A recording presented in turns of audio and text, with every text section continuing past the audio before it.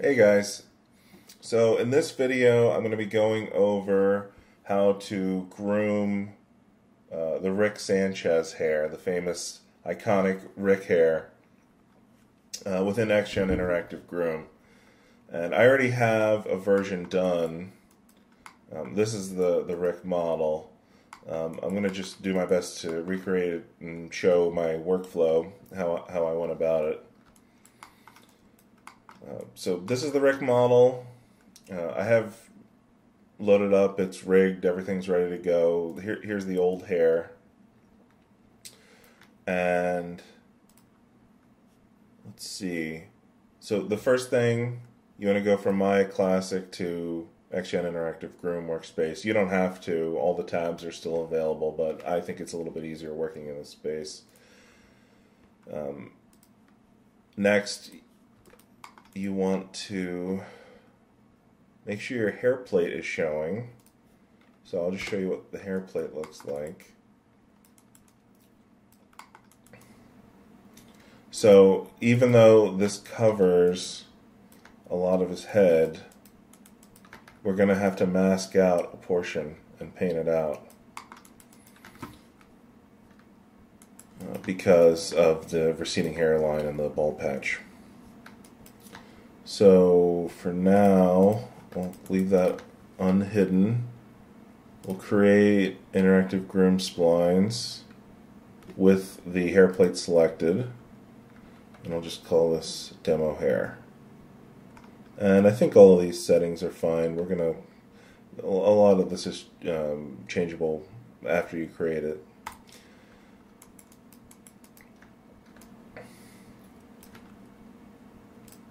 So the first thing we want to do is create the basic shape of the hair. And I'm not going to create any guides because the overall shape, the overall structure of the hair is just pointing straight out from the scalp. So there really is no need for guides in this instance, which makes this hairstyle, I think, a lot easier. So go into my top sculpt layer, make sure edit is turned on. Then I'm going to take the length brush, go to my tool settings here, make sure that symmetry is turned on,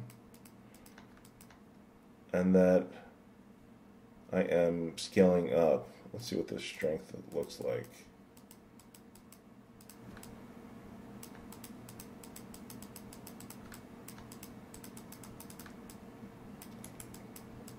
Now don't freak out if the hair you're growing is asymmetrical or growing at different rates, because if you hold down Control and just take the edge of your brush, you can start to shape the hair and bring it all back in.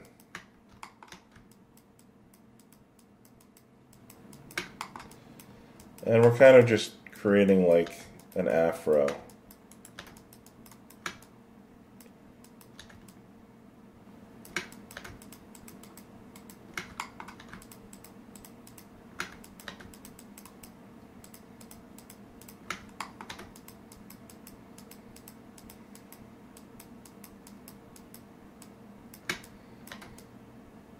And you might have to rotate around your model because sometimes you see these outer hairs are not getting caught within my brush.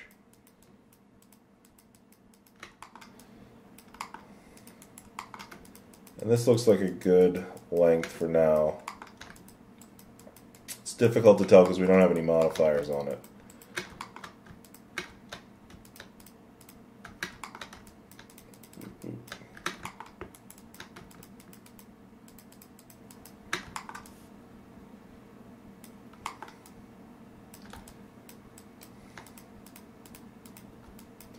Alright, the first modifier we want to add on this is a clump. So we'll add modifier, clump. And already it's starting to look a little bit like Rick's hair. I think the sides need to come out a little bit. And there's too much clumping, like the clumps are too small. So what we want to do is go into our clump modifier, into the attribute editor, And take the clump density down. Let's try 0.1, a little bit closer to what we're looking for. Let's try 1.5. And there's no real exact numbers for this. It's really what you eyeball it, see what you prefer. Let's try 1.3. That's good.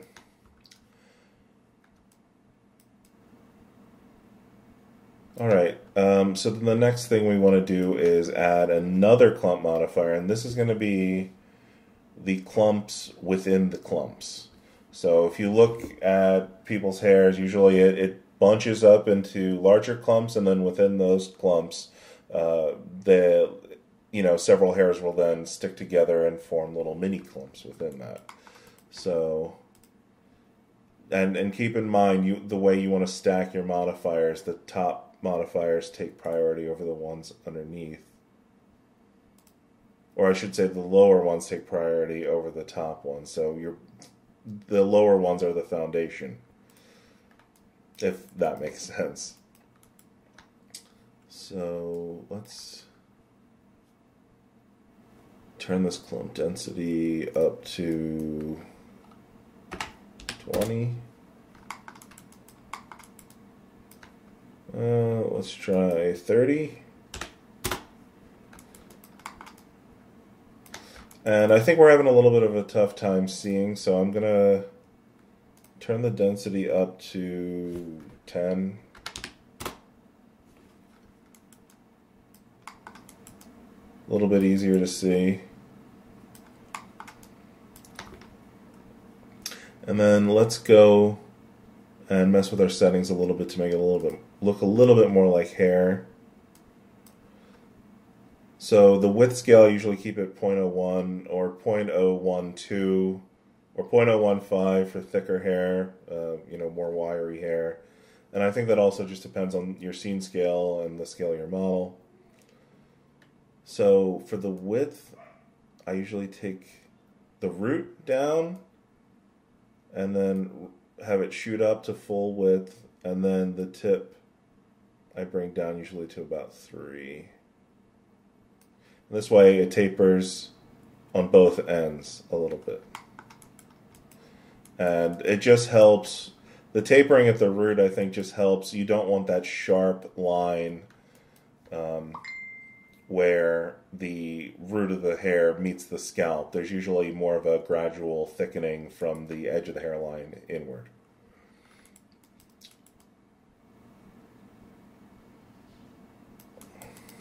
Alright, and then the last modifier that I put on is usually a noise, and this is just for general breakup of the hair. So you can kind of see. And Rick's hair, you can take this up to a 2 or a 3. See what I think 2 looks good. Let's see what 3 looks like.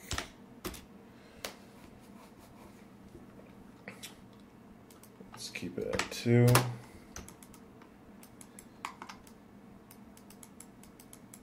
Now we're getting there.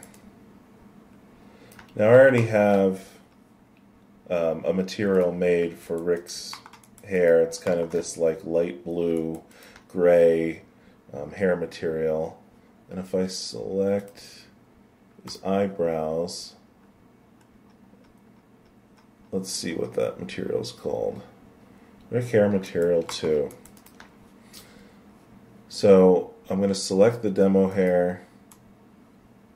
Assign existing material. Rick Hair. There it is. And I just not going to recreate this, but we'll take a look at what it looks like in the attribute editor. So the color is set to this pale blue, and it looks like I don't have it set to an AI standard hair. I just decided to go with an AI standard surface. I think I was having trouble getting this like cartoony hair color within the AI hair. And another thing is it actually takes a lot longer to render the AI standard hair. You can play around with it and get different results and see what it looks like. Another thing I think was the specular highlights on lighter hair get really hot quickly under lights and are a little bit easier to manage with the AI standard surface. Up to you. But I ended up going with AI standard surface for the hair. All right. And I think the last thing that we need to do is then paint our density maps.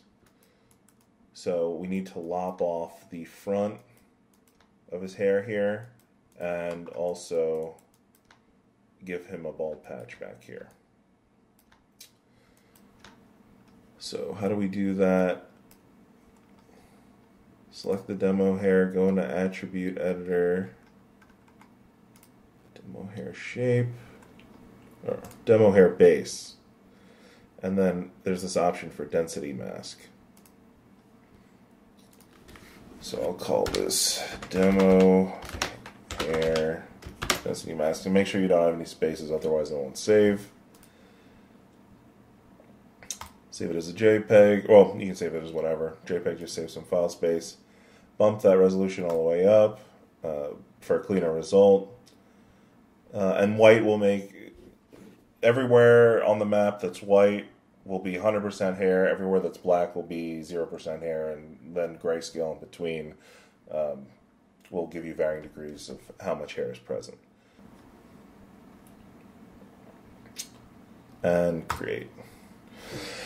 Now, one tip that will really help you while you're painting these masks. Oop, did I break it?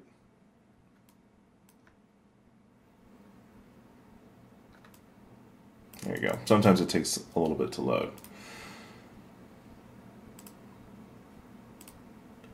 Let me hide Rick. Let me select just the hair plate and hit Shift-I to bring it in an isolated mode. And this is really helpful because when you're painting these hair maps and you have the hair visible, it can really slow down the viewport, slow down your computer. If you want the hair present, if you want to see the hair, you can deselect this, hit Shift-I again. And something to help speed it up is turn off all of your unneeded modifiers. So I'd turn off the clumps, or keep maybe one clump on so you can see, and then you can paint your density map. But for now, I'm just going to turn everything on, isolate my hair plate, and just kind of eyeball it and paint where I think the density plates, or the density map should be.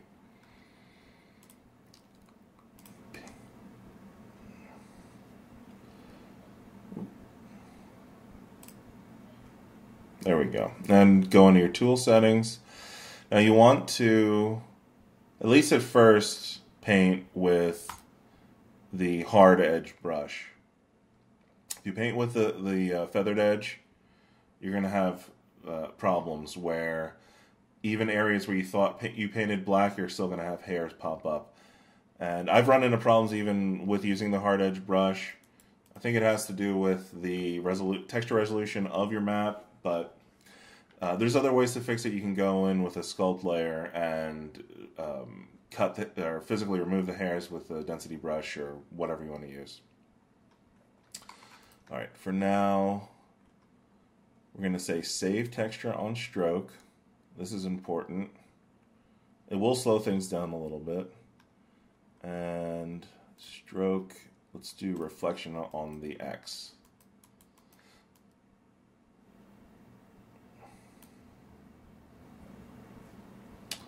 Let me try turning off save texture on stroke. Well, it's still pretty slow. I don't know if you guys can see there's a good amount of lag in between.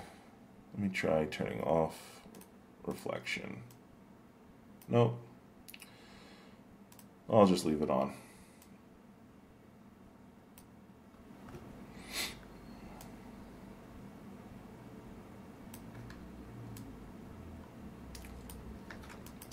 Now, where you want it feathered, you can hold down Shift and smooth out that edge.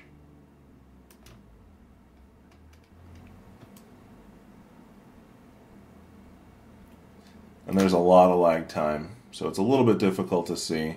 And you can also come in your tool settings, up that a little bit,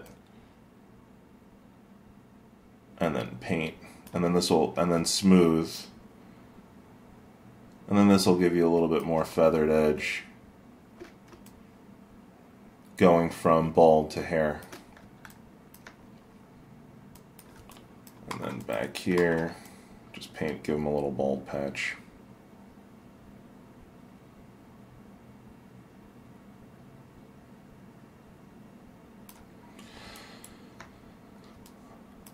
Alright, I think that's good for now. I might end up getting rid of that gray stripe there, but we'll see how it looks. So click off, hit Shift-I. And it looks mostly good, I think. Yeah, I'm going to get rid of that gray strip because it left us with these kind of like patchy area here where just a few strands are coming up to form these clumps. It looks like back here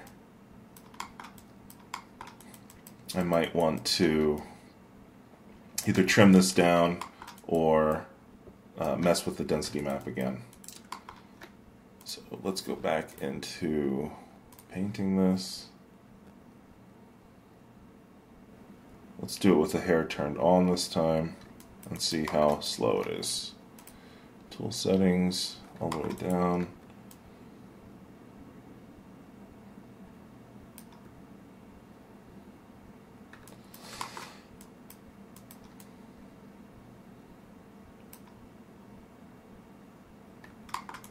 See, we've got this one lone hair here. Let me see if I can get rid of it.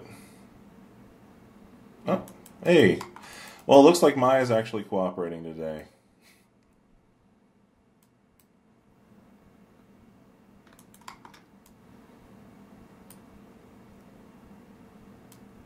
Let's see if I can get these edges out. Be careful if you're painting this map and your brush slips over the edge, you're going to get down here. You might end up with some black splotches. Let's see if I can paint some of this out.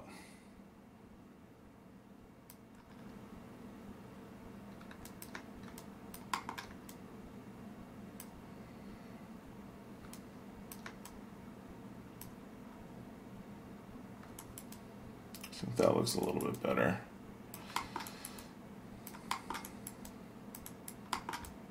Let me get rid of this guy too.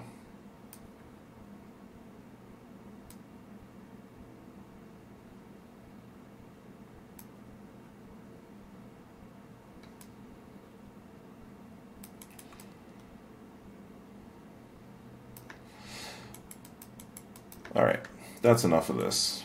Let me show you how to, if you are painting the map and you're not getting good results, you know, painting areas black, you can go in, make sure you have the edit button clicked in your sculpt layer, and then freeze out some of the hairs you're not happy with the position of. Oops.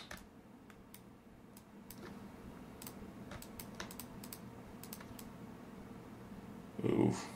Well, it looks like because symmetry is turned on, I have to turn this off. I'm hitting Control to unfreeze. Some of these are a little too long and sticking out. There we go.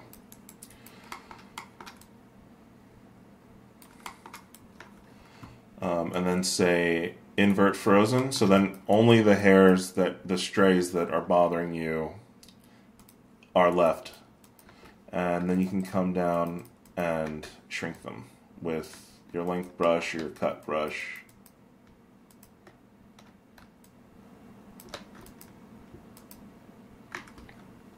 Let me turn up the strength of this.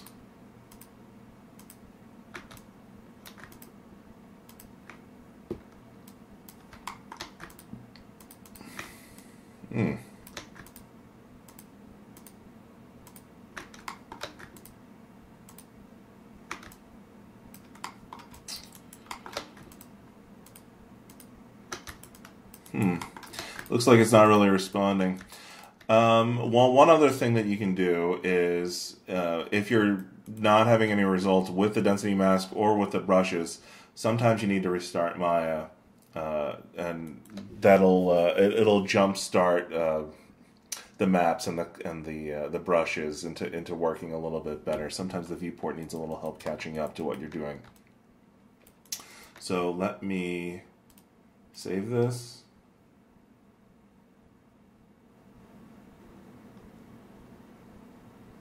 Alright, I have my scene reopened, and it looks like it did fix some of the strays. Not a perfect result, but I think this is good as far as the demo for, how this was made. So let me go and switch back to my classic. And I'll turn Rick back on. Make sure you turn off your plate. And that's pretty much it. His hair looks a little long in the back. Let me fix that real quick. Yeah, it's a little funky. Let me turn this back on. Come back into XGen. Unfreeze everything. And then with my length brush, I'll just take that in a little bit.